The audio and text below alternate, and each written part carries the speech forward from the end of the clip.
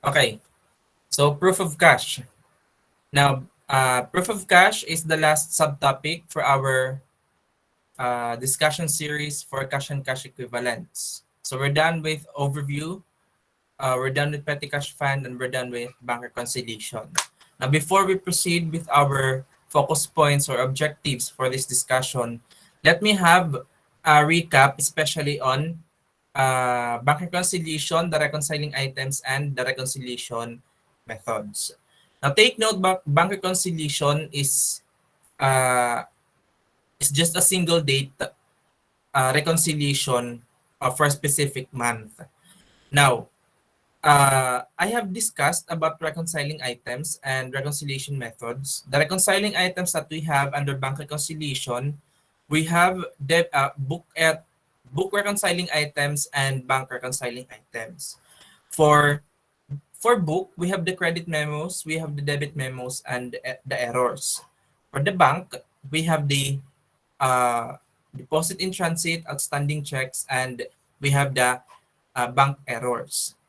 Now, in connection with our discussion for proof of cash, those reconciliation method, those reconciling items will be applied also with proof of cash. With regards with the reconciliation methods, I have mentioned of adjusted balance method, book to bank, and bank to book method. Those three common methods applicable for bank reconciliation will be applied also with proof of cash. And the same with bank reconciliation, I always suggest to master the adjusted balance method. Okay? So later we're going to discuss more on those items. Now, to proceed with our focus points or objectives for this discussion, okay, we have to discuss the basic concepts related to proof of cash, then discuss the reconciling items, discuss the different reconciliation methods applicable for proof of cash, and we have to discuss sample problems. To start with the basic concepts, proof of cash is only an expanded version of the bank reconciliation. Proof of cash is a two-date reconciliation used to arrive the adjusted balances of cash with simultaneous reconciliation of cash receipts and cash disbursement for a certain reporting period. Now, in contrast with normal bank reconciliation, a proof of cash is an expanded version. To be specific, we're actually referring to two bank reconciliation for a specific preparation. Now, to be specific also, we are referring to reconciliation of the previous period and reconciliation for the current period. What is unique with proof of cash is that not only the two bank reconciliations of the different periods, we're going to consider for purposes of proof of cash statement. We also have to make considerations on the reconciliation for the cash receipts and cash disbursements. For cash receipts and cash disbursements, it is to be considered that both book and the bank maintains records for the receipts and disbursements. Okay, cash receipts and cash disbursements.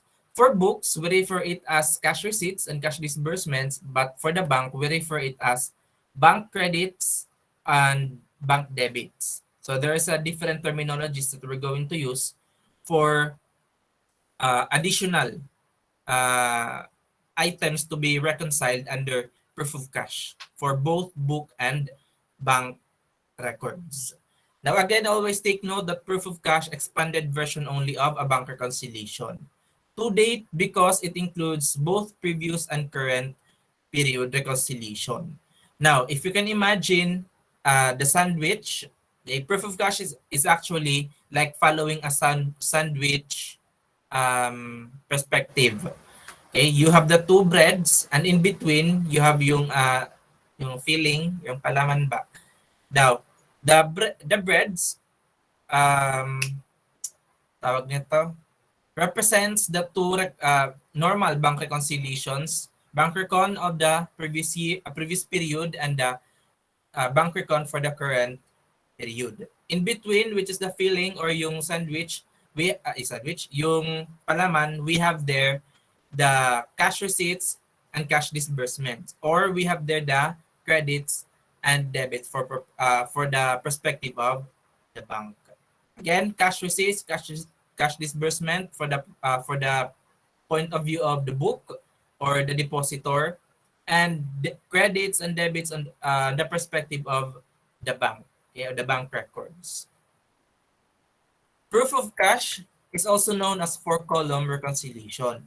So, if you're going to imagine the difference between a normal bank reconciliation and a proof of cash, proof of cash already includes four columns. Again, reiterating, two columns for the previous and current period, respective, each for previous and current period reconciliation, and each for cash receipts and disbursement. So, proof of cash will have reconciliation for the previous period and current period bank recon, normal bank recon, then simultaneous reconciliation of the cash receipts and cash disbursements. Okay? So for bank, we are referring with bank credits and bank debits. Actually, the counterpart of cash receipts and cash disbursements under the bank records, cash receipts, we have bank credits, and cash disbursements, we have bank debits. But in general terminologies, for purposes of proof of cash, they are cash receipts and cash disbursement. Okay. So moving on with the reconciling items. So I have made mention earlier during our recap of reconciling items applicable under bank reconciliation. Now, with regards to a proof of cash, reconciling items applicable to bank recon is also applied under proof of cash.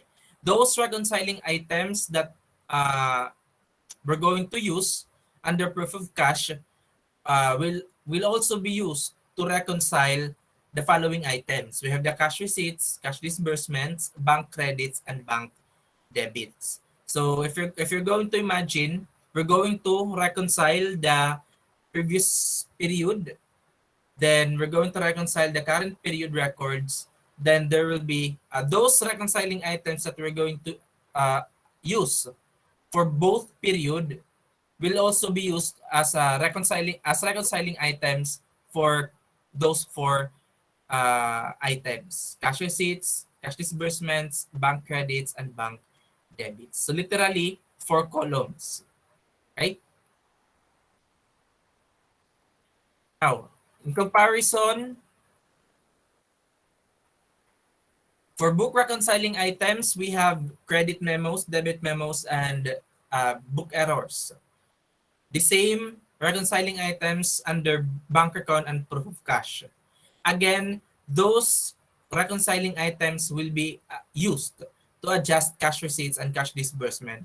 We'll use the term cash receipts and cash disbursement for book. Now, cash receipts will be adjusted with credit memos and errors on receipts made by the company depositor. Now, we have to be specific by specific, item by item. So for cash receipts, we're going to relate it with the credit memos and errors on receipts. So all that pertains to receipts, including the credit memos, will be used to reconcile the cash receipts, while the cash disbursement will be adjusted with the debit memos or errors on disbursement. So all items referring to disbursement for the book, including the debit memos, will be used to adjust the cash disbursement item. Okay? Now for the bank reconciling items, we have deposit in transit, we have outstanding checks, and we have bank errors. The same reconciling item for both bank recon and proof of cash. Now, The same application with the book reconciling items. We have to relate it specific by specific, item by item. So bank credits will be adjusted with the deposit in transit and errors on credits. Okay, so all items that relates to credits, bank credits, will use to adjust the bank credit item. Then the bank debits will be adjusted with the outstanding checks and errors on debits. Okay, so that's it with our reconciling items for proof of cash. Again, they're just the same under bank recon. So meaning the basic foundation of our proof of cash is actually the topics that we have under, or the concepts that we have learned under the bank reconciliation. Okay? Now, with regards to reconciliation methods, the same reconciliation methods that we're going to apply here in proof of cash. So, the same with a normal bank reconciliation, proof of cash will be applied with adjusted balance, book to bank, and bank to book. I suggest, again, to master the adjusted balance method because the same with the normal bank reconciliation, the uh, the concept or the foundation that we're going to apply for book to bank and bank to book will be taken from adjusted balance method. That is good for discussion purposes. By the way, nagagets ako dun, guys. Kindly raise hand.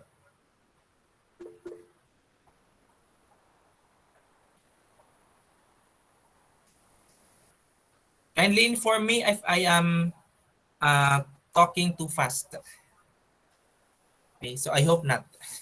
I hope I am not speaking too fast. Okay. So moving on. So for our reconciliation methods for adjusted balance, we have it there. For book records, we start with unadjusted balances for the book. Now, as you can see, literally, we have it as four-column reconciliation, one column for the prior period and one column for the current period. Actually, they are just basic reconciliation, bank reconciliation. The other important things that we're going to reconcile are the receipts and disbursement.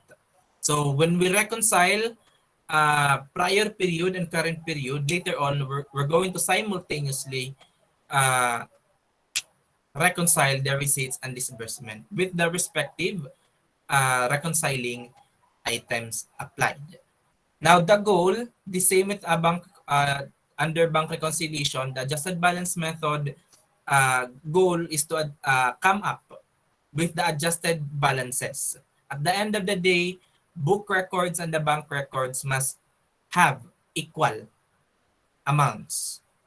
But then again, like with bank reconciliation, if there's a difference between the adjusted balances, all other things being accounted for, always follow the records of the bank.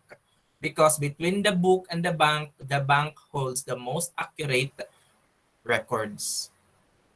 Okay? Nagigets? Kindly raise hand.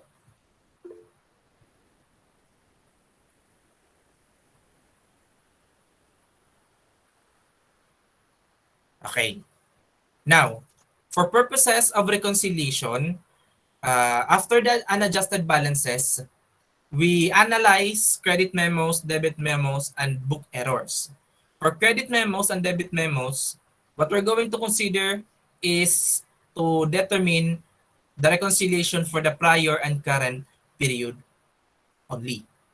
However, when we proceed with book errors, not only classifying as to prior and current period, but we're going to subclassify such error if that error is referring to receipts or disbursement. So therefore, at least we will have 4 subclassification of book errors.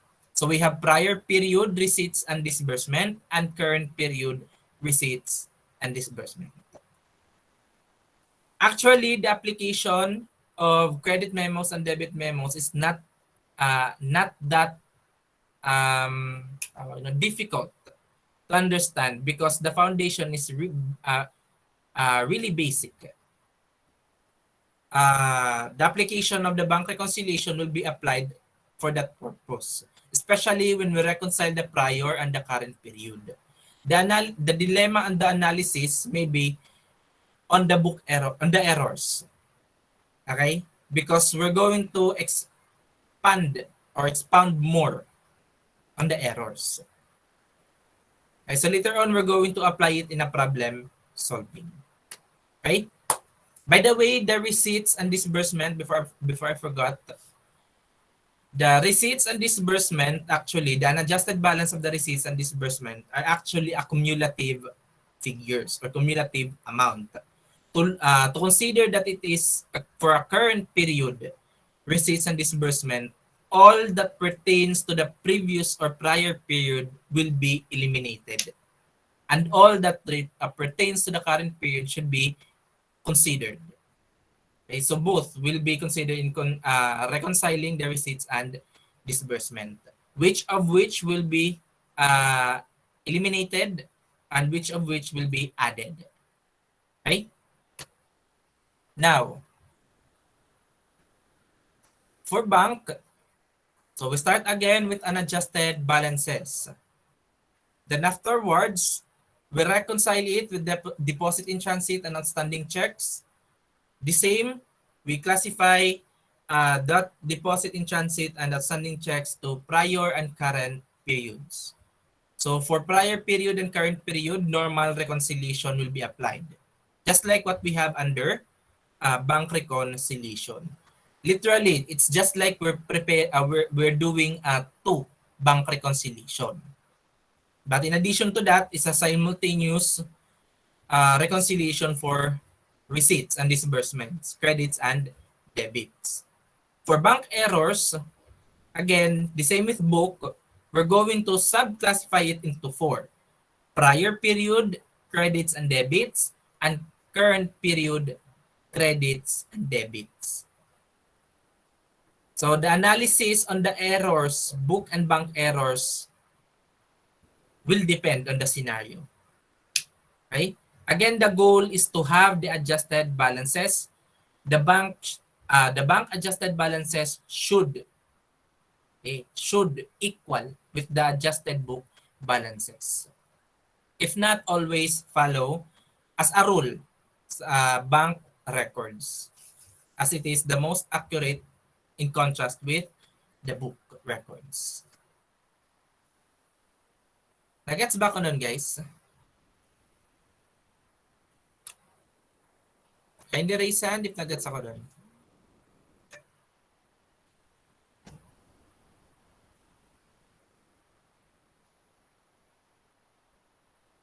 Okay. So again, adjusted balance method, as I suggest, you have to master that method. Because the foundation of book to bank and bank to book will be taken from that adjusted balance method. Now, to proceed with book to bank. For book to bank, the same concept that what we have under bank recon. We start with the book. Normal reconciliation of the book items. Consideration of the book items. Then starting with deposit in transit down to bank errors, we're going to apply the reverse mathematical effect. It is up to you to follow that format, or I suggest to have it this one or like that. After the book errors, we insert adjusted balances. Then from adjusted balances, we reconcile the balances with the bank items using the reverse mathematical effect. Okay? Then the goal is to reach or to arrive the unadjusted bank balances. Okay? Then for Bank to book.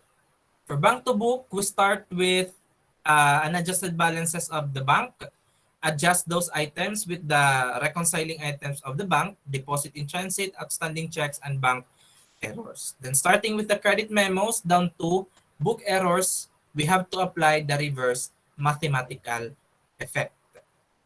Or it's up to you to use this format.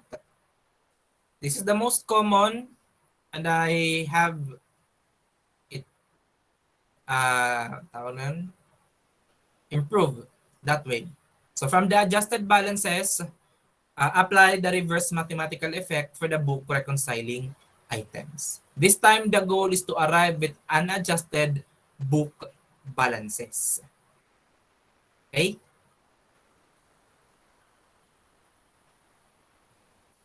Let us start with sample problem 1. Is it readable?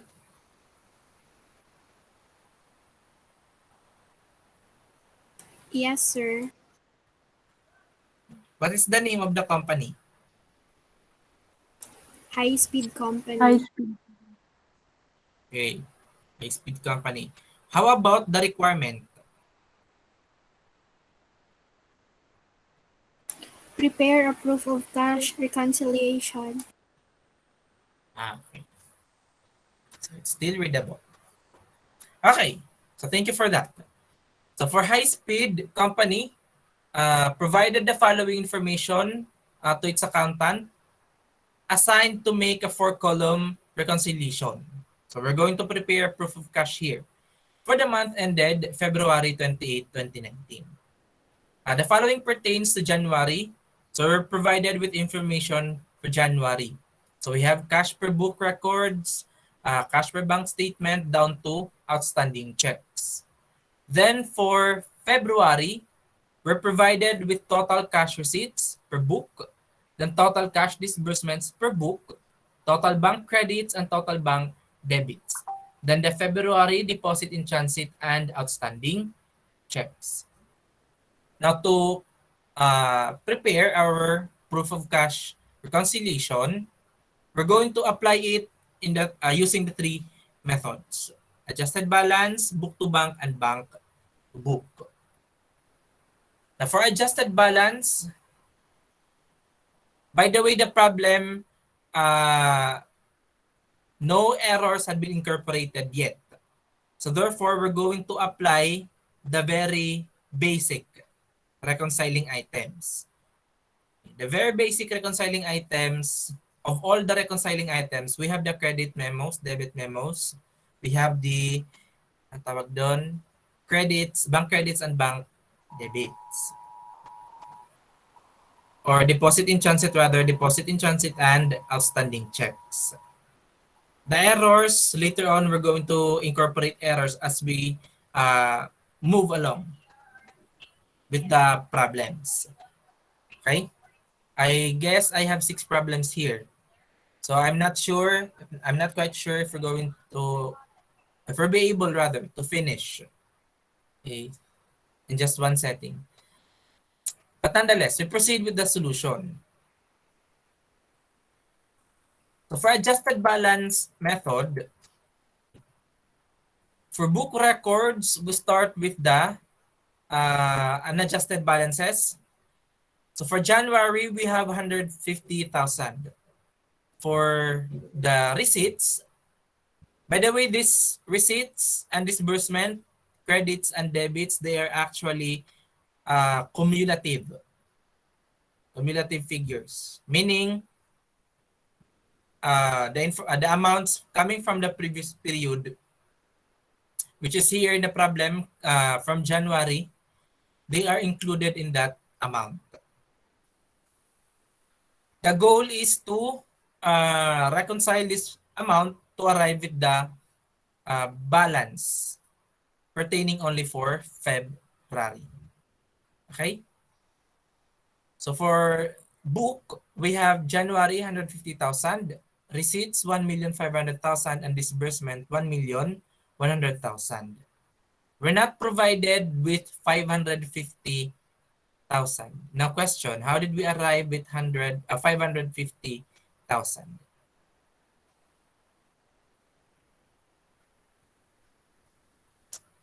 You can have it in the chat box if you want, if you wish.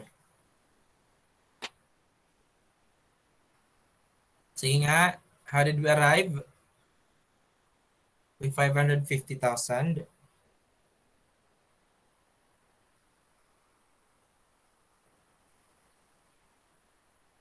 Based on your advanced reading.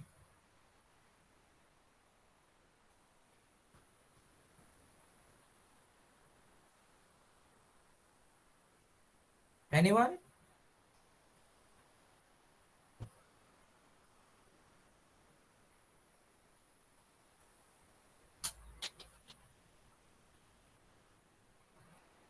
Alright.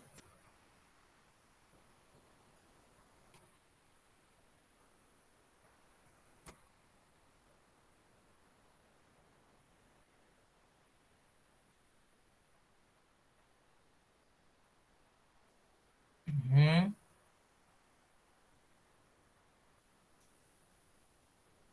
How about the others?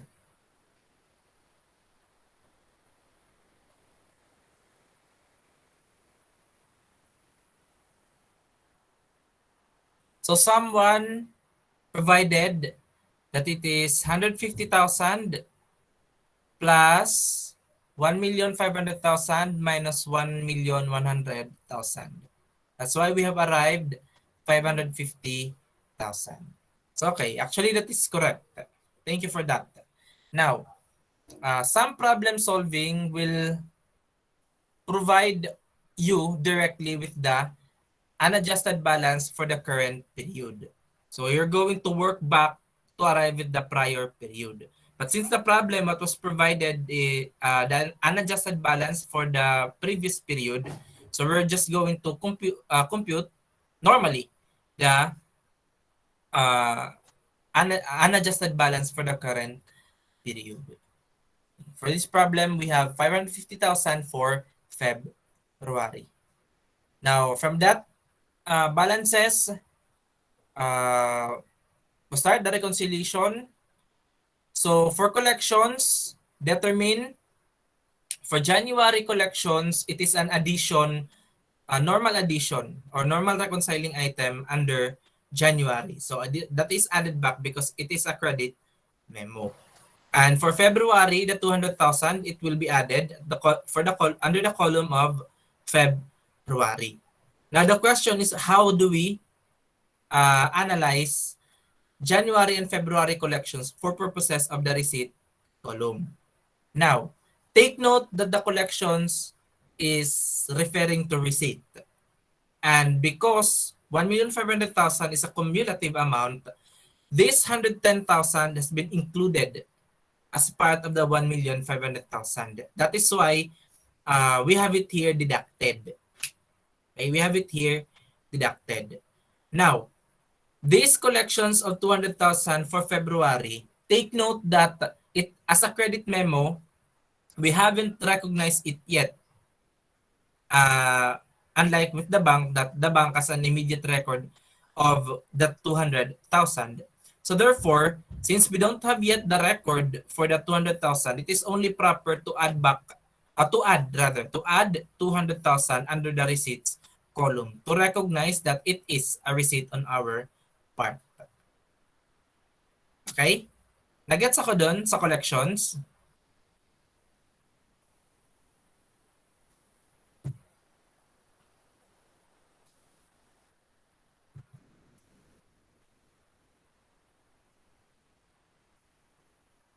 Okay.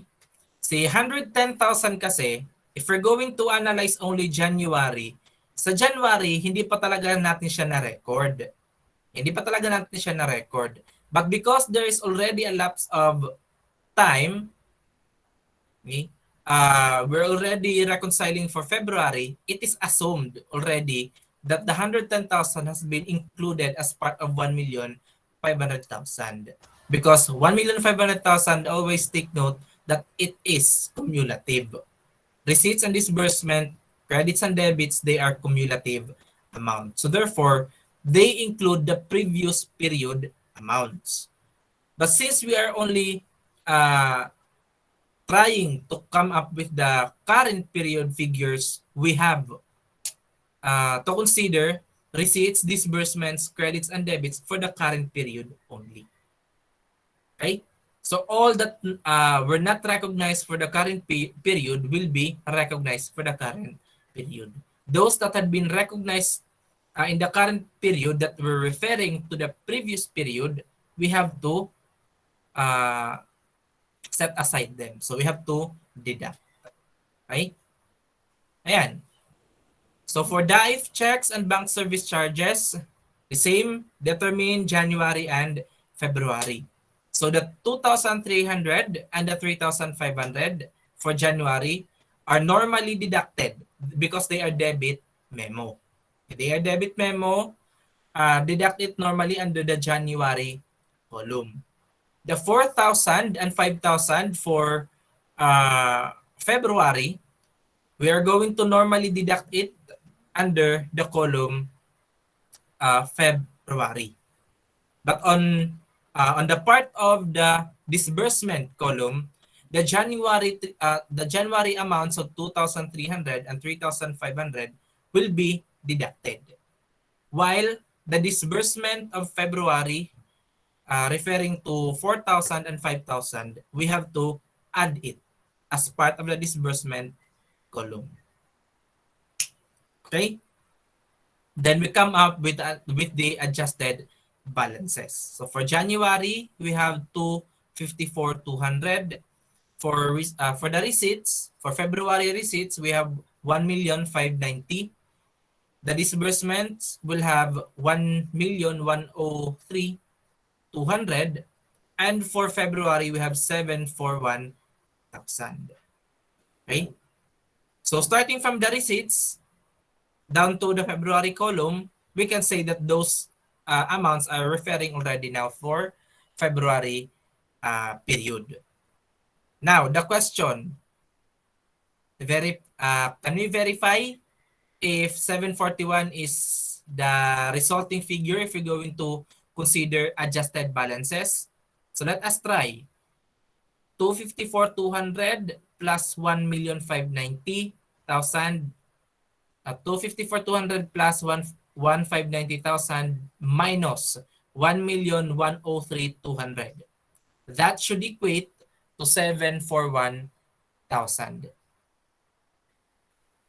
So we're able to arrive 741,000 using the adjusted balances.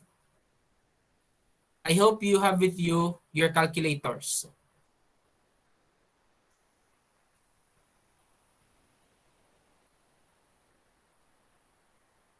Okay. So take note of that, ha. So if you are able to arrive with the same figures, then that means our reconciliation, the posting of the amounts for the book items are correct already. We did not make any errors on that part. Okay? Next, we proceed with the bank.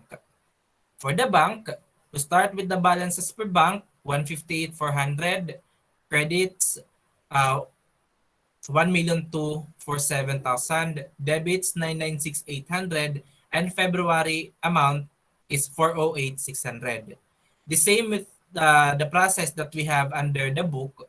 To arrive at 408,600, that should be 158,400 plus 1,247,000 and minus 996,800. That should equate to 408,600. Okay, so kindly verify na lang.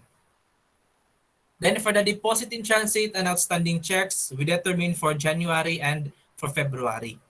The deposit in transit in January will be added under the column of January, but will be deducted under the column credit, the credit column. Then for February, both will be added under credits column and February column. Okay? Then we have outstanding checks. For outstanding checks, 134, the January outstanding checks will be deducted under both January and debits column. But for February, we're going to add outstanding checks under the debits column, while under February, we're going to deduct it, the 240,600. So everything else accounted for, it should equate the same adjusted balances with the book. So for January, we have 254,200. Credits, we have 1,590,000. Debits, we have 1,103,200. And for February, we have 741,000. So to check again, and verify na lang, if you have arrived with the same figures, then that means we don't have any errors in posting of those amounts. Okay? Again, I suggest master the adjusted balance method. Okay? Kindly raise hand if able to get it.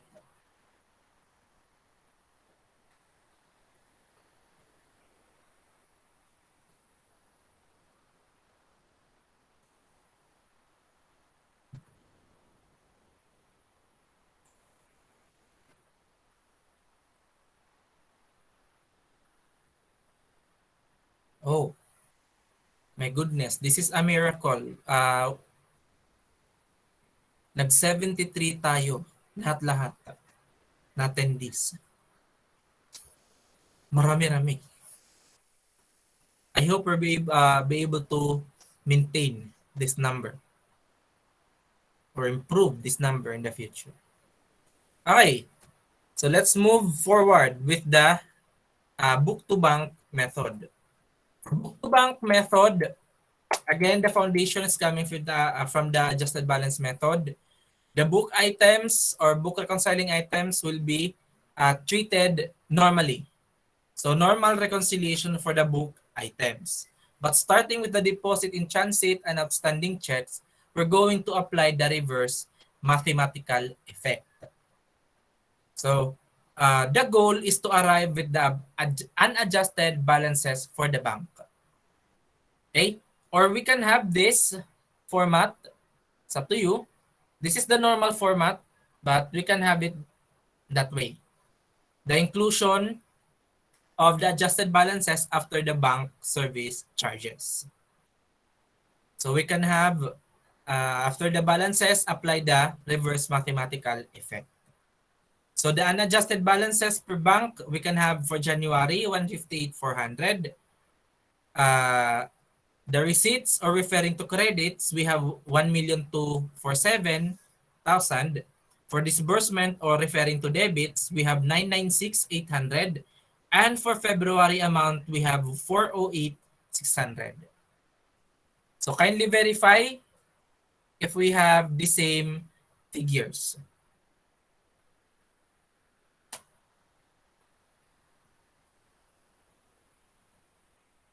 Were you able to come up with the same figures?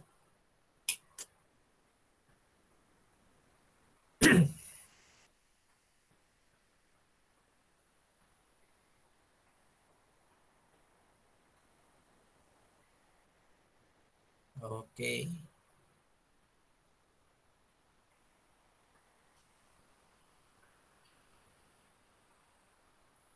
So for those who are able to verify, that's very nice of you. Okay? So again, it's up to you to use this one or have it this one.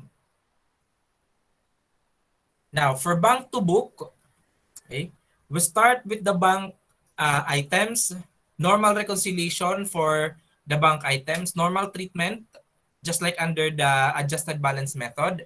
But starting with the collections down to bank service charges, we're going to apply the reverse mathematical effect.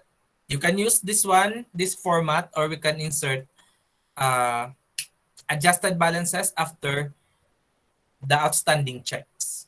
Then apply reverse mathematical effect to the book reconciling items. The goal is to arrive at the balances per book or unadjusted balances per book. So we have 150,000 for January. For Receipts, we have 1,500,000.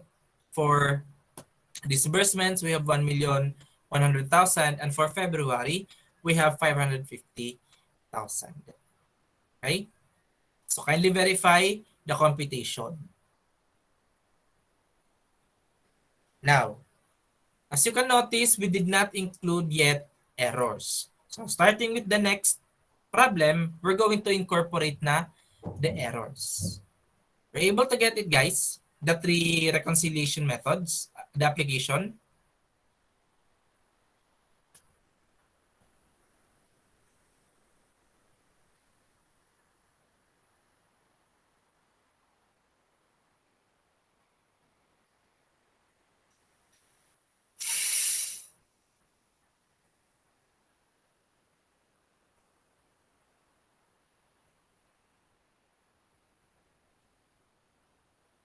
Okay. So again, by the way, going back with the adjusted balance method. Hindi. Dito na lang. Book to bank. Okay. Maybe some of you who made advanced readings were able to come up with a technique. So I know some of you there are already thinking with the same technique that I am thinking now. The technique goes this way. Okay? I'll call it as...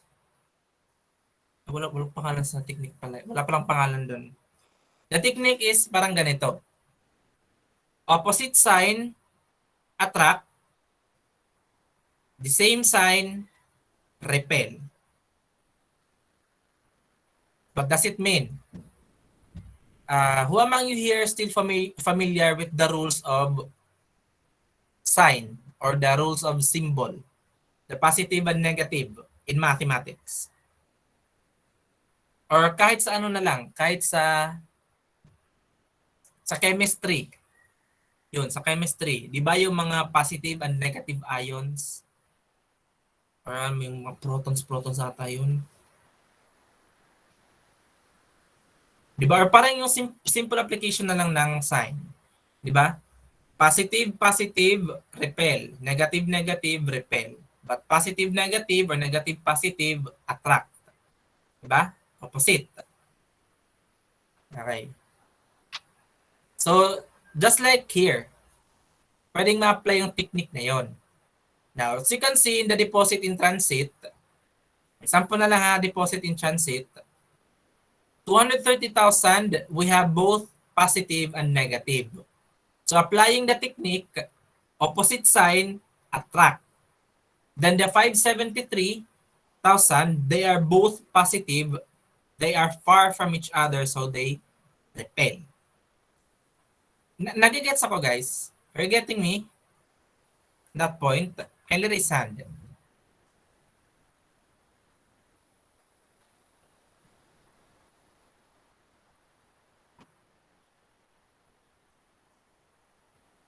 Now, the question is on the validity of the applicability of that technique. What I mean is, correct ba? Correct ba na we apply it immediately? Or correct ba na we apply it consistently with problems relating to proof of cash?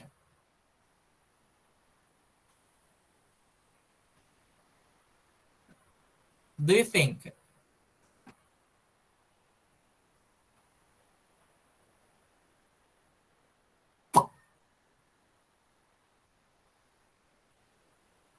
Guys, do you think tama na we apply it that way?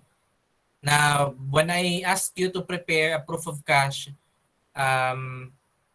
you will say, it's just easy to prepare proof of cash. Opposite sign, attract.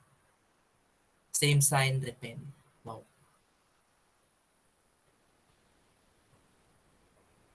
Yes, no, or maybe?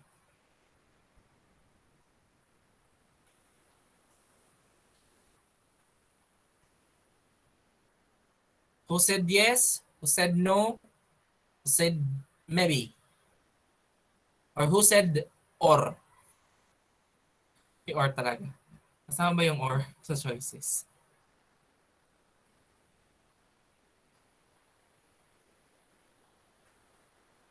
Who says yes? Raise hand for those who are saying yes.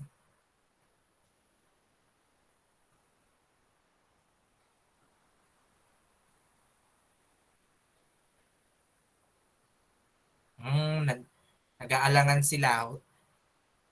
How about no?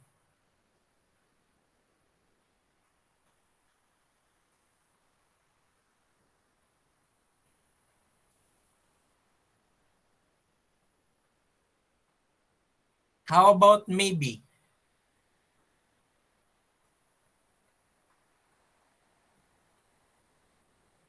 Uy, marami-rami sa maybe. How about or? Ay, joke lang guys. Hindi kasama yung or. Okay. So actually, if I'm going to answer the question, yan nga, tanong ko, sagot ko. Maybe. I'll go with maybe. Or let's be safe, I'll have it in the middle. Why? My explanation is that if we're going to apply the opposite sign attract, same sign repel, we can use it definitely with deposit in transit, outstanding checks, credit memos, and debit memos. Because that technique will really apply for those four basic reconciling items. The question now is, how about with errors? Okay? How about with errors? What I'm trying to emphasize is that be careful. You have to be careful with some of the techniques that are being discussed in other reference materials or in other discussion, tawag nito, videos sa YouTube, ganyan, diba? Actually, I may recommend it with those four basic, but I do not recommend it in the entirety of proof of cash. Are you getting my point, guys? Are you getting my point?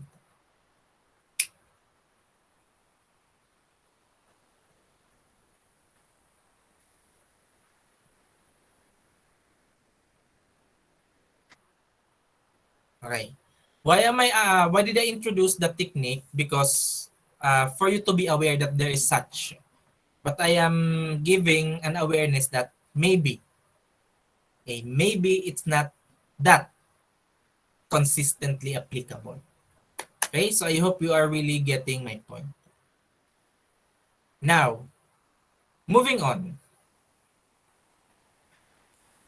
With sample problem 2. For sample problem 2, this time, we're going to incorporate errors. But we're going to incorporate only book errors referring to receipts. Okay? Receipts. Almost the same information that what we have under sample problem solving 1, only that there's a difference in the figure of deposit in transit for January and February. Yes. Because for January, we already have there 226,000. But and for February, we have there 596,000. Okay? So almost the same application. Actually, we're going to include, we're just going to include error. Book errors referring to receipts. So let us discuss yung errors. Okay? Okay na yung information sa itaas kasi similar application lang yan sa problem 1. Proceed tayo sa errors, the book errors. Ano sabi dyan? A cash collection from January amounting to 18,000 from customers was reflected in the records as 13,000. The error was corrected in February. Meaning, there's a cash collection in January amounting to 18,000. The error was an error on recording. Instead of 18,000, we record it as 13,000. No correction had been made in January, but the correction was succeeded in February. Okay? Take note, it is a receipt referring to to January.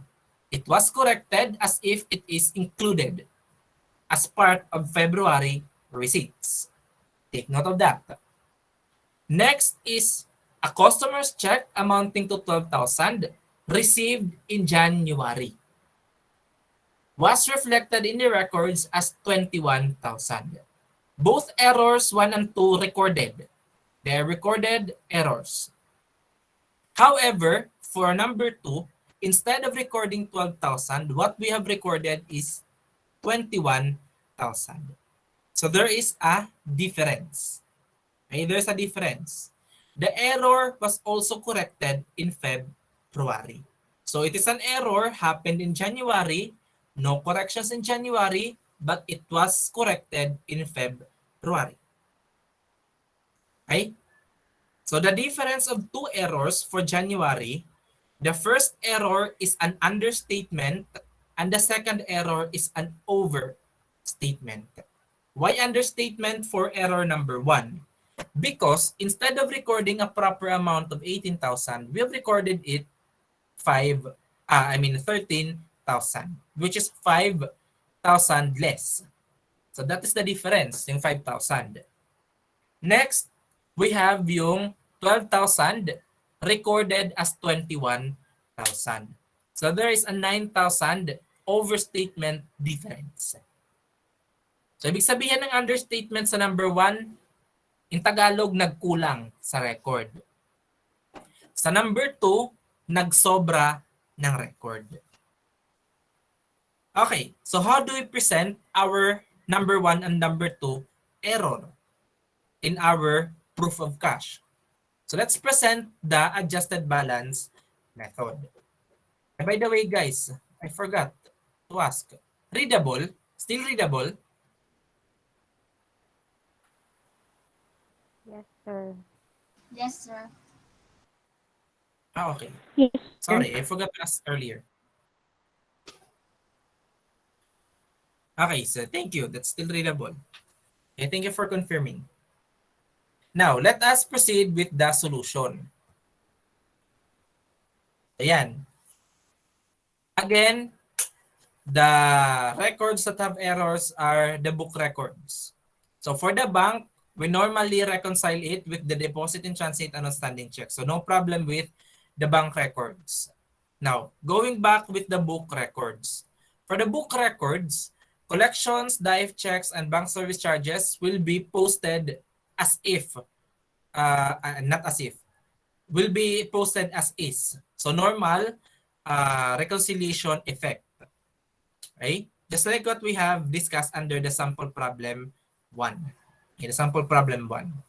Normal reconciliation for both reconciling items of the book and the bank. Now, going to the errors, the book errors. The January includes receipts, understatement, and an overstatement. Under the column of January, the understatement of the receipt is an added amount under the column of January. But under the receipts column, it was deducted. Okay? Sir, question. Why is it that it was deducted? Diba? Again, that error is pertaining to January. That is why, since the January receipts nagkulang, tama, it is actually correct to adjust the receipts by adding 5,000 for the receipts. But supposedly, the correction should have been made in January, not on February. So deducting 5,000 from February is not actually a different perspective of it is an error referring to February. The 5,000 is only deducted because it is not a receipt referring to February. Because the error has been corrected in February, that means nagiging overstated si February amount. Kasi nag-correct tayo sa February ng 5,000. So tataas ng 5,000 sa February receipt. So to do that, we have to deduct 5,000.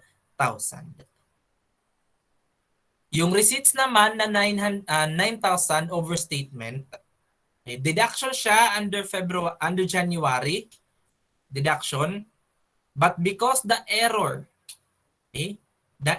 was corrected under February, not under January, that means binawas natin yan sa February, which makes in a reverse effect yung 9,000 overstatement ng January nagkaroon ng understatement effect sa receipts ng February. That's why nag-add tayo ng 9,000. Again, referring sana yan sa January. But because the error was corrected in February, we have to adjust February. Yung 5,000 na in-add, kailangan i-deduct. Yung 9,000 na diniduct, kailangan i-add. Nagigets ako, guys?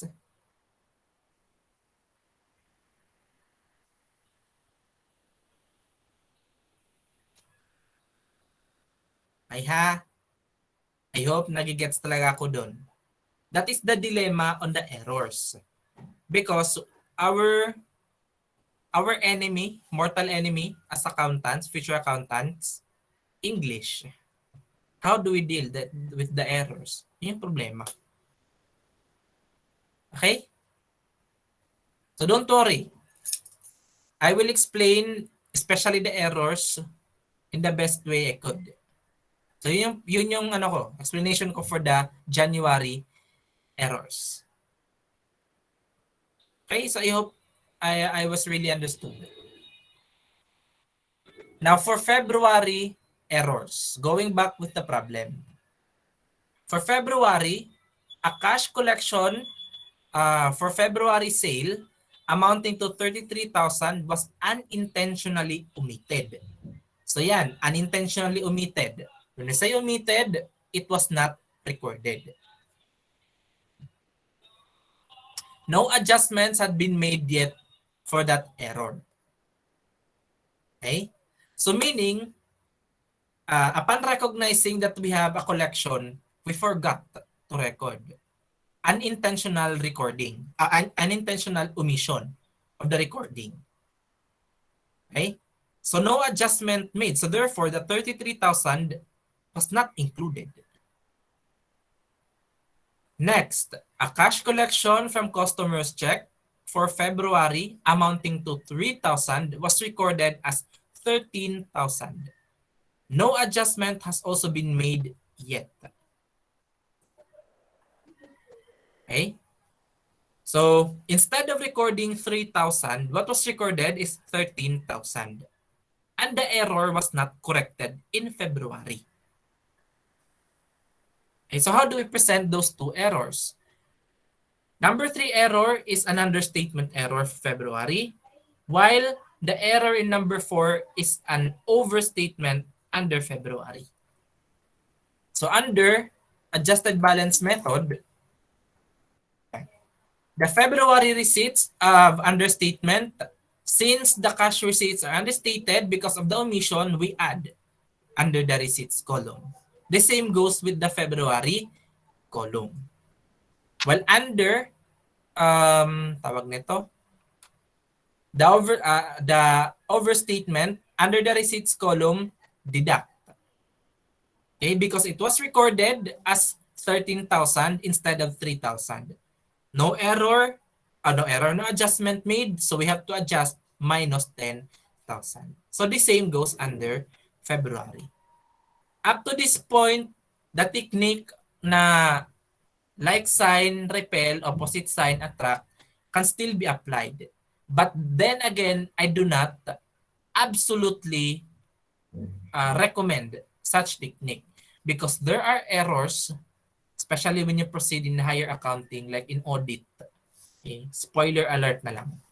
Under audit, there are errors that even though they are near to each other, for example we have error on receipts sa January. Okay, example lang. There are errors that though they are near to each other, posted near each other, they are both either deducted or added. So it is not absolute technique for errors. But for collections, credit memos, debit memos, deposit in transit, and outstanding checks, we can say that they are somewhat absolute. But for errors, I cannot. Okay, I cannot guarantee the absoluteness of the technique. Nagigets? Nagigets ako, guys?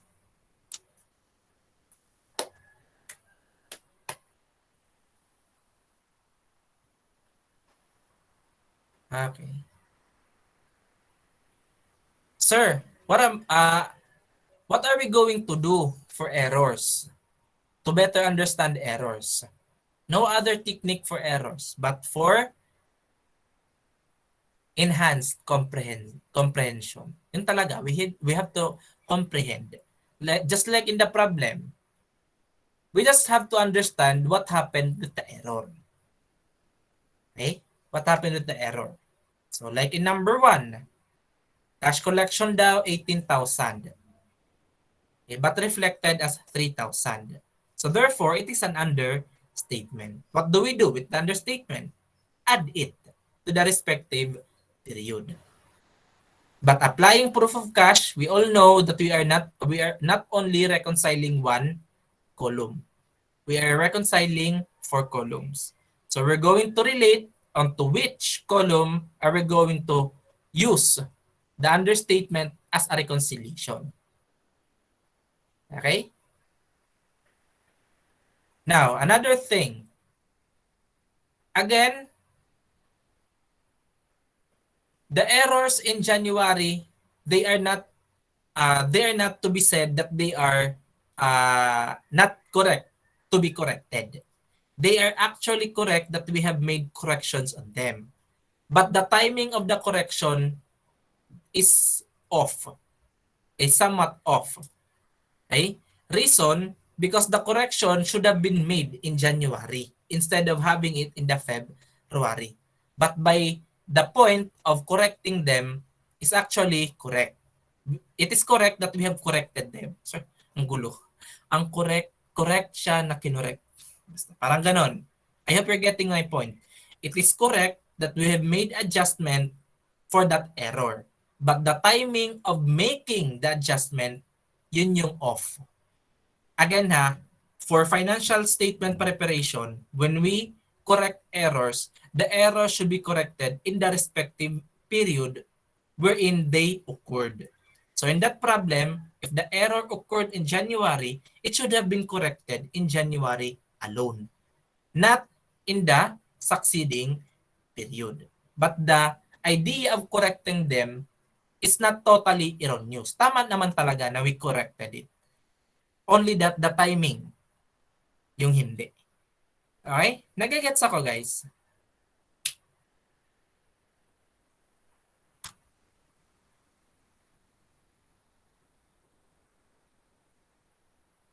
Okay.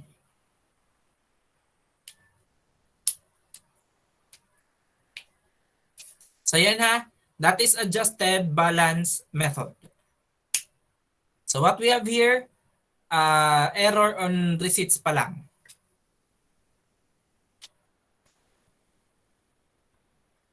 Okay, we proceed with book to bank. Now for book to bank, we start with the normal reconciliation for the items referring for the book. So just like what we have under the adjusted balance method, collections down to errors will be posted as is. Yan. Okay? Everything else are the same. But starting with deposit in transit down to outstanding checks, everything else will be applied under using the reverse mathematical effect. The goal is to arrive this time again the unadjusted balances of the bank. We start with the book, end up with the bank balances. Or if you wish, we can have it this way. Okay? We include adjusted balances after the book errors. Then apply a reverse mathematical treatment to bank reconciling items. Okay? It's up to you to follow this one or this one. But nonetheless, you should come up with unadjusted balances of 158,400, 1,247,000, 996,800, and 408,600.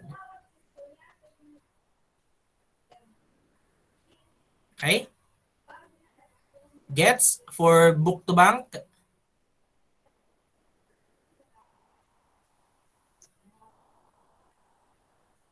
Again, I advise to master adjusted balance method. Okay, adjusted balance method.